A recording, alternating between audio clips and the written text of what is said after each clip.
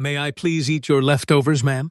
I have not had a single bite of food to eat in over 3 days. The desperate words fell over the elegant dining room of the luxurious Charleston restaurant, like a heavy stone dropping into a perfectly still, crystal-clear pond. The silver fork held by Isabella Montgomery remained completely suspended in the air, caught halfway between the exquisite porcelain plate and her lips. All around her, the hushed, polite conversations of the wealthy patrons died out one by one, extinguishing like fragile candle flames blown out by a sudden, freezing wind. Even the talented pianist, playing softly in the far corner, missed a note, momentarily distracted by the shocking intrusion into their exclusive world. Isabella lifted her gaze slowly, her sharp eyes taking in the sight before her. Standing right across from her, hovering nervously by the immaculate table, was a young woman who could not have been older than 26 years of age. She wore a faded gray shirt that was badly torn at the shoulders, trousers that were completely frayed at the knees, and shoes so terribly worn down that they barely retained any recognizable shape. Slung heavily over her fragile shoulder was an enormous, bulging black trash bag tied with a tight knot, looking as though it contained her entire worldly existence.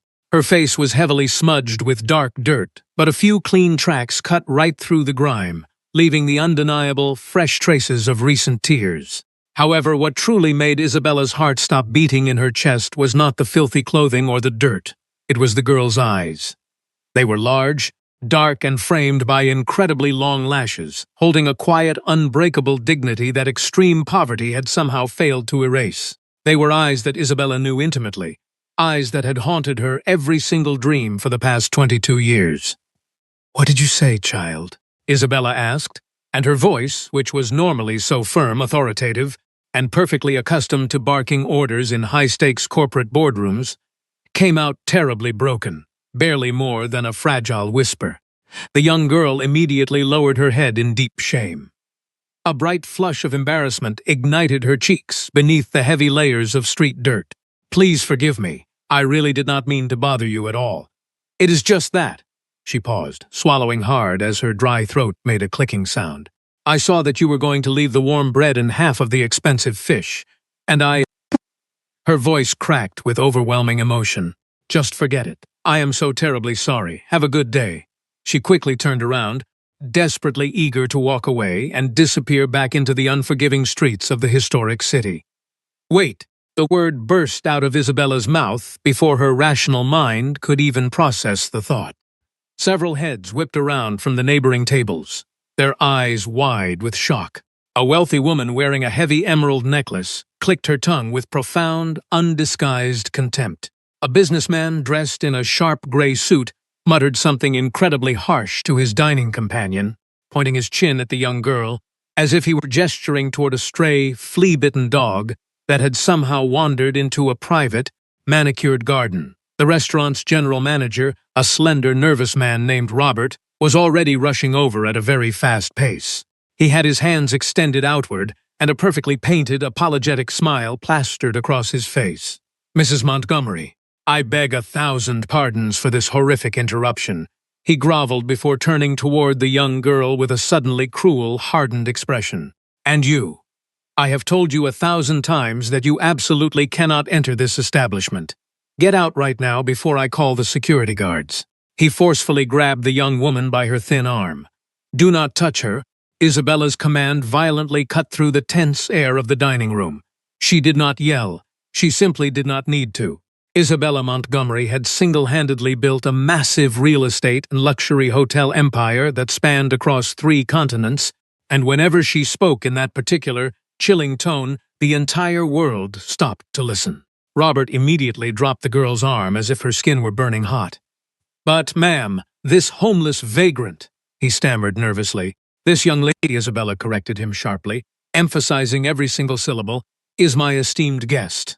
Bring her a comfortable chair and a completely clean set of silverware immediately." The silence inside the upscale restaurant became so incredibly dense and heavy that one could practically slice it with a knife. The arrogant woman with the emerald necklace accidentally dropped her crystal wine glass, which clinked loudly against her plate. The businessman in the gray suit simply sat there with his mouth hanging wide open in utter disbelief. Ma'am, this is really not necessary, the young girl stammered, taking a frightened step backward toward the exit. Truly, I do not want to cause you any trouble at all. Every single person in this room is staring at you. Please, do not go through this immense trouble for someone like me. I am simply not worth it. Isabella repeated those heartbreaking words quietly, under her breath, and a sharp pain pierced her chest like a jagged wooden splinter. Who on earth ever told you that? Isabella asked softly. The young girl did not offer an answer. She merely lowered her gaze back down to her horribly ruined shoes. Please sit down, Isabella said. And this time her words were not issued as a corporate command, but rather as a desperate plea cleverly disguised as an order. An old woman like me really should not have to eat her lunch entirely alone. You would be doing me a massive favor. Robert, completely defeated and terrified for his job, dragged a heavy wrought iron chair over and placed it directly across from Isabella, letting out a quiet sigh of deep resignation. The girl stared at the plush chair as if it were an elaborate, dangerous trap waiting to snap shut. She then looked up at Isabella, and within those billionaire eyes that were typically so accustomed to the cold, hard calculations of the ruthless business world, she found something she never expected to see: pure, unadulterated tenderness. She slowly sat down on the very edge of the chair, absolutely refusing to let go of her black trash bag, tightly hugging it against her chest as if it were a protective shield. "What is your name?" Isabella asked gently. "Lily," she responded in a voice that was barely audible. "Lily Sanders."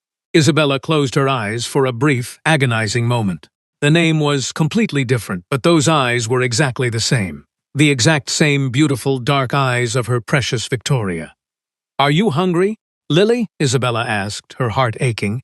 The young woman nodded her head quickly, and two fresh, heavy tears slid down her face, carving new, clean paths through the dirt on her pale cheeks. "Very much, ma'am. Please forgive me. It has been so incredibly long since I have eaten anything hot that I truly cannot even remember what it tastes like." Isabella felt her heart painfully contract within her chest. She raised her hand high, and, without ever taking her eyes off the young woman, summoned the terrified manager with a sharp wave. "Robert," her voice was now quite soft but absolutely implacable, "I want you to bring the very best dishes this kitchen can produce directly to this table. The freshest catch of the day, the hottest clam chowder, the most perfectly baked bread, absolutely everything. Add a rich chocolate dessert and a large pitcher of freshly squeezed orange juice." Robert stared at her in total disbelief. "For the young lady?" he asked. "For my guest," Isabella repeated, slowly spelling out her words. "And while your chefs are rapidly preparing that feast, take these used plates away and bring us crisp, pristine white tablecloths. My guest absolutely deserves to eat at a perfectly dignified table." The Grand Montgomery estate stood majestically at the very top of a beautiful, sweeping hill located right near the famous Battery of Charleston, entirely surrounded by deeply silent, manicured gardens and towering oak trees draped in ancient Spanish moss that swayed beautifully under the starry southern sky. When the long, sleek black limousine passed through the enormous wrought iron gates and slowly made its way up the sprawling gravel driveway, Lily pressed her face hard against the cool tinted glass, her mouth hanging wide open in utter awe. "You actually live here?" she whispered in a state of total shock. "But this place is so much bigger than the entire orphanage. It is bigger than 3 orphanages combined." Isabella offered a sad, heavy sigh as she looked out at her immense property. "It is far too big," she replied softly. "A massive house exactly like this one, without a single soul to fill its halls with joyous noise, is not a real home. It is merely a very elegant, incredibly lonely museum." The heavy limousine gently rolled to a complete stop right in front of a sweeping, spectacular marble staircase. The uniformed driver quickly opened the thick door, and Lily stepped out with extreme timidity, still tightly clutching her black garbage bag, feeling more completely out of place than she ever had in her entire life. A stern-looking older woman wearing a perfectly starched white apron stood waiting for them at the massive front doors. This was Clara, the fiercely loyal housekeeper who had proudly served Isabella for over 30 years. Clara carefully looked Lily up and down, taking in the torn, filthy clothing, the heavy street dirt, and the ugly black bag, before finally looking at her wealthy employer with her eyebrows raised high in a completely silent, highly judgmental question. Clara Isabella spoke with an undeniable authority. "This is Lily. She will be staying with us for a while. Please immediately prepare the blue room, draw a hot bath filled with soothing salts, and search through my personal closets to find some comfortable clothes that might fit her properly." "The blue room, ma'am," Clara gasped loudly, completely unable to hide her profound, trembling astonishment. They had kept that specific, tragic door securely locked for over 2 full decades. "Yes," Isabella responded with unwavering firmness, even though her voice betrayed a tiny, almost imperceptible quiver. "The blue room." Clara slowly nodded her head, instantly understanding that something incredibly monumental was occurring, and she gently guided the exhausted young girl into the spectacular, cavernous interior of the mansion. As Lily slowly ascended the massive, sweeping marble staircase, staring in absolute wonder at the gorgeous oil portraits and the glittering crystal chandeliers, Isabella remained firmly planted at the bottom of the steps, silently watching her go. Once Lily finally disappeared down the long, luxurious upstairs hallway, Isabella's legs suddenly gave out completely.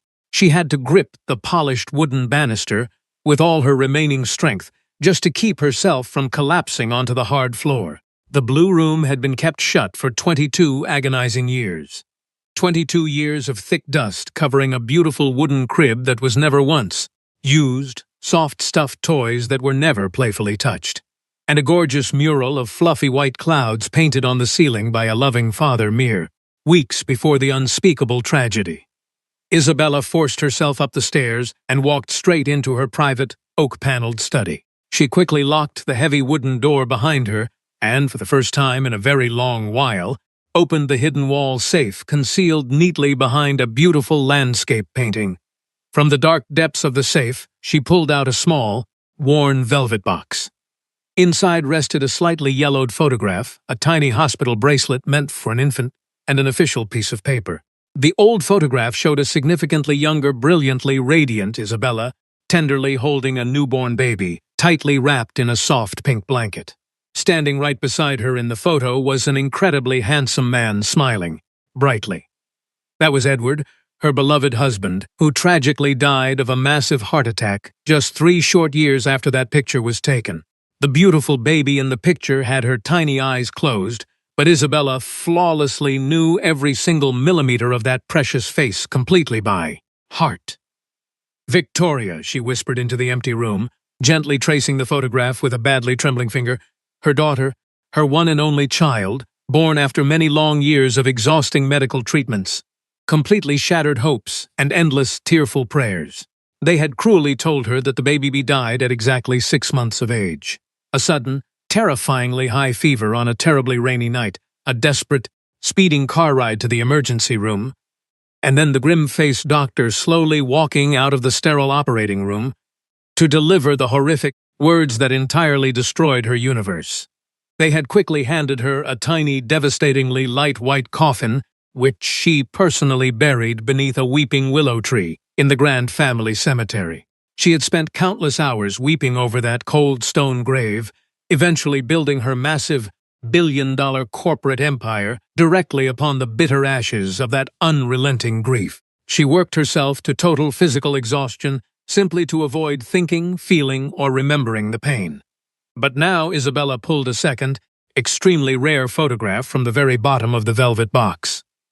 It was a close-up picture of Victoria taken just a few days after her miraculous birth. Right there, distinctly visible just beneath the infant's left ear, was a very tiny, perfectly round birthmark. It was the exact same, unmistakable mark she had seen clearly under Lily's ear earlier that afternoon. A frantic, desperate hope mixed with terrifying nausea churned wildly in Isabella's stomach. She knew she needed absolute proof. That very night, she hired Thomas, the most expensive and highly secretive private investigator operating in the entire state of South Carolina. She handed him the heavily guarded name of the rural orphanage and the exact tragic date from 22 years ago. While Thomas immediately began his deep dive into the shadowy past, Isabella also introduced Lily to Mr. Henderson, the estate's incredibly kind, elderly head gardener. The old man, who rarely spoke to anyone, instantly took a massive liking to the gentle young girl when she eagerly kneeled in, the damp soil to help him carefully prune the magnificent blooming rose bushes.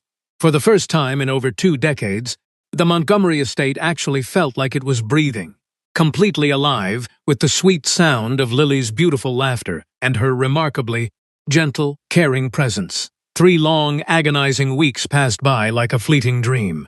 Those 21 days completely transformed the silent, imposing Montgomery mansion into a warm, deeply vibrant home. Lily proved to be exactly the extraordinary, deeply compassionate person Isabella had instinctively sensed she was. She constantly helped Clara in the busy kitchen, completely refusing to sit idle, and spent her quiet evenings reading classic literature aloud to Isabella by the crackling fireplace. But while her days were filled with a blinding, joyful light, Isabella's nights were consumed by terrible, gripping anxiety as she obsessively read the detailed, shocking reports secretly delivered by the brilliant detective. Late one rainy Tuesday afternoon, Thomas walked briskly into Isabella's private study, holding a thick, heavy yellow envelope. He looked incredibly grim, taking a seat directly across from the massive mahogany desk without waiting for a formal invitation. "I found Dorothy Rivers," Thomas stated bluntly, offering no polite introductory remarks. "The former hospital nurse you hired me to track down is currently living in a very small, dilapidated trailer park located roughly 200 miles away from this city. She is extremely ill, Mrs. Montgomery, terminal cancer. The local doctors strongly believe she only has a few short weeks left to live." Isabella felt the warm blood completely freeze in her veins. She gripped the sharp edges of her wooden desk until her knuckles turned totally white. "Did you speak with her?" she demanded, her voice barely a rough whisper. "I did," Thomas replied, carefully opening the yellow envelope and pulling out several old, wrinkled documents along with a small digital audio recorder. "And I must tell you something incredibly important. The absolute second I mentioned your full name, that dying woman completely broke down into hysterical, uncontrollable tears. She told me she had been waiting 22 years for someone to finally come asking. She desperately wants to clear her terribly guilty conscience before she dies." Thomas handed Isabella a very old, faded copy of a hospital admission log. "Look closely at the discharge status column right next to your daughter's name," the detective instructed gently. Isabella's trembling eyes scanned the yellowed paper, and instead of the horrific words she expected to see, the document clearly stated that the infant had been transferred. "No," Isabella gasped, covering her mouth with her shaking hand. "No, this cannot be real." Thomas leaned forward, his face full of profound sympathy. "Your beautiful daughter absolutely did not die on that rainy night, ma'am. The terrible fever she suffered from was entirely real, but the resilient infant completely recovered. What actually happened was a massive, highly illegal bribe. Someone incredibly wealthy wanted that baby to permanently disappear, ensuring that you firmly believed she was dead and buried." "Who?" Isabella cried out, the agonizing pain of 22 lost years completely tearing her fragile soul to pieces. "Who would possibly do something so unbelievably monstrous to a grieving mother?" Thomas let out a heavy, tired sigh. "According to the nurse's sworn, recorded confession, the cruel order came directly from your late husband's own family, specifically from his greedy younger brother, Arthur." The entire room violently spun around Isabella. Arthur Montgomery, the bitter, deeply jealous man who had always lived entirely in the massive shadow cast by his highly successful older brother. The man who, when Edward tragically passed away just 3 years later, legally inherited exactly 1/2 of the massive corporate empire solely because there was absolutely no living child left to claim her rightful inheritance. Arthur had stolen her baby purely out of a disgusting, unquenchable thirst for immense financial power. Thomas continued speaking in a very calm, reassuring tone. The young nurse was offered fortune, but she simply could not bring herself to murder an innocent child. Instead, she drove deep into the countryside and abandoned the baby at the Sunny Ridge Orphanage under a completely fake name, hoping the child would survive. Isabella could barely breathe through her heavy, racking sobs. To be absolutely certain, Thomas had already arranged for a highly confidential, incredibly accurate DNA test using a small hairbrush Clara had discreetly collected from the Blue Room. "I have the final laboratory results right here," Thomas said softly, handing over a pristine white paper. Isabella unfolded it with violently shaking hands. Her eyes locked onto the bold black numbers printed at the very bottom of the page. A 99.99% match. The hungry, homeless girl who had desperately begged for leftover fish was definitively, scientifically proven to be Victoria Montgomery, the sole rightful heir to the entire Montgomery fortune. Isabella slowly walked into the cozy, sunlit living room where Lily was quietly reading a thick novel on the plush sofa. Tears were streaming freely down Isabella's face, but for the very first time in decades, they were tears of pure, unadulterated joy. She sat down directly next to the deeply confused young woman, reached out, and gently took both of her soft hands. "Lily," Isabella began, her voice thick with overwhelming emotion, "I need to tell you an incredible, miraculous story about a tiny baby girl who was cruelly stolen.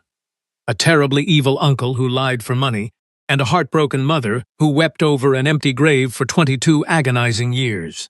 As Isabella carefully poured out the entire shocking truth, showing the DNA results and pointing out the matching birthmark, Lily dropped her heavy book onto the expensive rug. "You are my mother," Lily whispered, her voice breaking completely. "Yes, my beautiful Victoria, I am," Isabella sobbed, throwing her arms tightly around her daughter. They held on to each other fiercely, crying loudly in the beautiful room, finally filling the massive empty house with the profound, healing love that had been violently stolen from them so long ago. While the Montgomery mansion overflowed with immense, newfound joy and a profound sense of healing, a dark, incredibly dangerous storm was rapidly brewing in the shadowy, seedier parts of the city. Richard, the violently manipulative and incredibly cruel ex-boyfriend, who had intentionally forced Lily to sign fraudulent loans and ultimately driven her onto the unforgiving streets, had not stopped hunting for her. He knew she owed dangerous people a massive amount of money, and he fully intended to use her to save his own miserable life. After weeks of asking brutal questions in dark alleys, Richard finally tracked her all the way to the breathtaking gates of the magnificent Montgomery estate. He sat inside his rusted, completely beat-up car, smoking a cheap cigarette while staring furiously at the massive mansion. When he realized that the wealthy billionaire Isabella Montgomery had taken the homeless girl in, his dark, greedy eyes lit up with a totally sinister, deeply wicked realization. Richard was incredibly cunning. He spent several days silently stalking the estate, gathering valuable information, and eventually discovered the shocking, tightly guarded secret regarding the miraculous return of the long-lost heiress, Victoria Montgomery. Knowing exactly how much money was truly at stake, Richard managed to find the direct, private phone number of Arthur Montgomery, the very man who had originally orchestrated the horrific kidnapping 22 years ago. Richard arranged a highly secretive meeting with the wealthy, arrogant older man in a dimly lit, incredibly expensive private social club located downtown.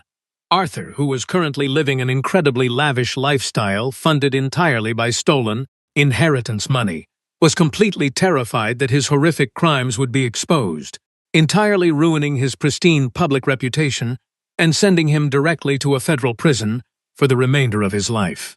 "I can easily solve your massive problem, Richard sneered, taking a slow, incredibly arrogant sip of the expensive bourbon Arthur had reluctantly paid for. "I know this girl intimately. I successfully ruined her once, and I can easily, flawlessly do it again. But you absolutely cannot use brute violence. Isabella has far too much high-level security protecting that house now." Arthur narrowed his cold, calculating eyes, clearly intrigued by the ruthless younger man's proposition.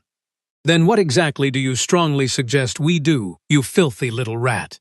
Arthur demanded, his voice dripping with pure, unadulterated disdain. Richard smiled, showing his slightly yellowed teeth. "We simply plant the incredibly toxic seed of deep doubt. We will effectively make Isabella believe that Lily knew exactly who she was the entire time. We will frame the girl as a brilliant, highly sophisticated con artist who entirely staged that pathetic encounter in the fancy restaurant just to steal the family fortune." Over the next few days, anonymous, highly disturbing packages began arriving directly at the heavily guarded gates of the Montgomery estate. Clara brought the first large, unmarked manila envelope directly to Isabella's private study. Inside, Isabella found several highly manipulated, out-of-context photographs showing Lily standing right next to Richard on a dark street corner, accompanied by a typed, deeply malicious letter. The letter falsely claimed that Lily and Richard had spent many months carefully plotting to infiltrate the Montgomery household, staging the entire emotional restaurant scene to gain access to the massive bank accounts. When Isabella read the cruel words, a terrible, icy spike of pure fear pierced her healing heart.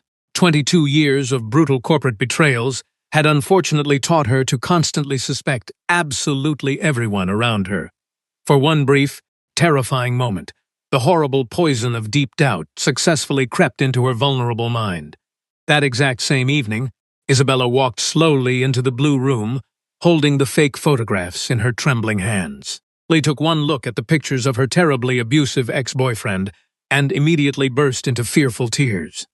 When Lily saw the painful, lingering hesitation deeply reflected in her mother's eyes, the horrific, silent question of whether her daughter was actually a cruel fraud, Lily's fragile heart completely shattered into a million tiny pieces. "You actually believe them," Lily whispered, her voice totally devoid of any hope. "After my entire life of being discarded like useless garbage, I truly thought I finally had a real mother who loved me. Keep your massive fortune, ma'am. I absolutely never wanted a single penny of your money." Lily immediately turned away, grabbed her old, completely ruined clothes, and began furiously packing her black trash bag, fully prepared to walk straight back out into the cold, unforgiving streets, rather than stay in a beautiful house where she was not trusted. Seeing her daughter absolutely willing to throw away billions of dollars just to preserve her own quiet dignity completely shattered Isabella's momentary doubt, proving once and for all that Lily's pure, beautiful soul was entirely incapable of such an evil deception. "Stop right there, Victoria," Isabella practically shouted, her voice completely thick with raw, overwhelming emotion as she threw the fake, manipulated photographs directly into the burning fireplace. She rushed across the beautifully decorated bedroom and wrapped her arms fiercely around her deeply sobbing daughter. "Please forgive me, my precious child. I was so incredibly terrified of losing you again that I foolishly allowed the dark paranoia of my past business life to blind me for a brief second. A true con artist would have stayed and fought desperately for the money, but you were fully ready to walk away with absolutely nothing but your pride. You are my daughter, and I swear to you upon my very life, I will totally destroy the evil men who are trying to tear us apart." Lily slowly dropped her old, battered black bag, burying her tear-stained face deep into her mother's warm, comforting embrace, finally allowing herself to truly believe that she was entirely safe from the cruelty of the world. The very next morning, Isabella called William, her incredibly powerful, highly trusted corporate lawyer and the local chief of police, arranging an elaborate, perfectly planned trap.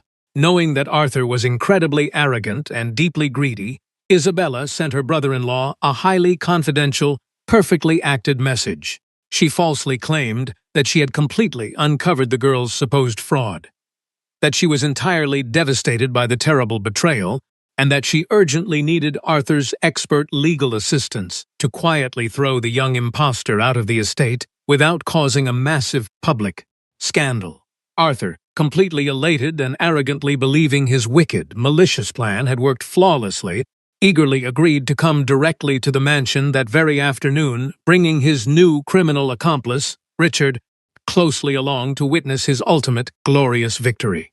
When the two incredibly smug men confidently strutted into the grand, sunlit living room of the Montgomery estate, they fully expected to find Isabella weeping uncontrollably and Lily completely banished. Instead, they found Isabella sitting completely upright in a high-backed velvet chair, sipping Earl Grey tea with an expression of absolute, terrifying calmness. "Arthur," Isabella said softly, placing her delicate porcelain teacup gently onto the silver saucer, "you truly believed you could destroy my beautiful family twice and get away with it." Before Arthur could even open his mouth to offer a slimy, fake response, William the lawyer stepped out from behind the heavy silk curtains, firmly holding a small digital recorder. He loudly pressed play, and the unmistakable guilt-ridden voice of Dorothy Rivers, the dying nurse, echoed clearly throughout the entire room, detailing exactly how Arthur had paid a massive fortune to have the infant permanently disappear 22 years ago. Arthur's face turned completely chalk white, all the arrogant, smug color instantly draining from his terrified features. Richard, realizing the situation was completely doomed, immediately turned toward the large oak doors to run away. But three heavily armed, unsmiling police officers quickly stepped directly into the room, physically blocking all possible exits. Arthur Montgomery and Richard Vance, the lead police officer, announced in a booming, highly authoritative voice, "You are both formally placed under arrest for the kidnapping of a minor, massive financial fraud, severe criminal extortion, and multiple counts of grand larceny." As the cold, heavy steel handcuffs snapped tightly shut around their wrists, Lily bravely walked down the sweeping marble staircase. She stood tall and immensely proud next to her loving mother, staring directly into the deeply terrified eyes of the cruel men who had actively tried to ruin her entire existence. They were finally being dragged away to face true justice, leaving the Montgomery family completely safe, eternally united, and absolutely untouchable. Exactly 3 wonderful, deeply transformative years passed since the dark, dramatic day of the arrests. Arthur was rapidly tried, convicted, and sentenced to serve 30 long years in a maximum security federal penitentiary, utterly stripped of all his stolen wealth and false prestige. Richard received 15 years for his numerous, highly documented frauds and extortions, completely removing his toxic presence from the world. Isabella and Lily had spent those 3 beautiful years completely rebuilding their shattered lives, traveling extensively across beautiful European cities, talking for endless hours late into the night, and forging a bond so incredibly strong that absolutely nothing could ever break it. However, despite having virtually unlimited access to unbelievable wealth and unimaginable luxury, Lily remained exactly the same humble, deeply compassionate young woman who had once politely asked for a plate of leftover food. Lily successfully returned to the local university, studying incredibly hard late into the evenings to finally earn her teaching degree. However, she did not want to teach at an exclusive, wealthy private academy. Instead, she and Isabella combined their massive resources and deep compassion to establish the Victoria Montgomery Foundation. They purchased several large abandoned buildings in the poorest, most neglected neighborhoods of the sprawling city, and transformed them into beautiful, welcoming schools, totally free medical clinics, and incredibly warm, dignified dining halls for the local homeless population. Every single day, Lily stood proudly in front of a brightly colored classroom filled with underprivileged children, teaching them how to read, write, and confidently believe in their own boundless potential, constantly reminding them that their current poverty absolutely did not define their ultimate worth as human beings. One cool, breezy Tuesday afternoon, Isabella completely surprised her beloved daughter by having the professional driver take them straight back to the exact same fancy restaurant where their miraculous journey had first begun. Robert, the nervous manager, who was now endlessly polite and extremely deferential, quickly guided them to the very same table by the large glass window. Just as they were finishing their delicious, perfectly baked bread, a deeply frightened, terribly thin old man, wearing a torn coat, slowly pushed open the heavy glass doors of the restaurant. He looked around nervously, his deeply wrinkled face completely filled with profound shame, as Robert immediately started walking aggressively toward him to throw him out. But before the manager could even speak a single word, Lily quickly stood up from her chair, her heart overflowing with empathy, and rapidly crossed the dining room floor. "Please, sir, you do not have to leave," Lily said in a beautiful, highly comforting voice, gently taking the deeply embarrassed old man by his trembling arm. "You are my highly honored guest today. Please come sit at our table. We have plenty of hot food to share, and you absolutely should not have to eat completely alone." As Isabella proudly watched her beautiful daughter pull out a heavy, comfortable chair for the incredibly grateful old man, a profound, overwhelming sense of total peace finally settled over her entire soul. She smiled warmly, signaling the waitstaff to bring their finest, most expensive meals for their new friend, knowing that the agonizing pain of her past had completely given way to a brilliant, immensely beautiful future. Life is a profound and completely unpredictable journey, often severely testing our fragile spirits with unbearable grief. terrible loneliness, and unimaginable betrayals. Yet it is solely through these very painful trials that the true depth of human compassion is ultimately revealed. When we finally grow older and much wiser, the glittering allure of massive wealth and the completely hollow pursuit of social status inevitably fade into the distant background, leaving behind the only true currency that actually matters in this universe: the unconditional love we share and the genuine kindness we freely extend to total strangers. The world can frequently be a cold, deeply unforgiving place that cruelly attempts to convince the vulnerable that they are completely worthless. But a single, courageous act of genuine empathy, looking deeply into the sad eyes of someone entirely forgotten and offering them a warm seat at the highly guarded table, has the miraculous power to beautifully alter the entire course of human destiny forever.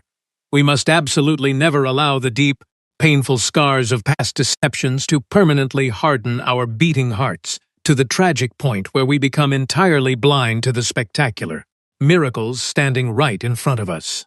True healing absolutely does not come from isolating ourselves behind massive walls of dark suspicion, but from bravely daring to trust, daring to reach out, and daring to passionately believe that even in the absolute darkest, most terrifying corners of human despair, the brilliant light of human goodness strongly endures.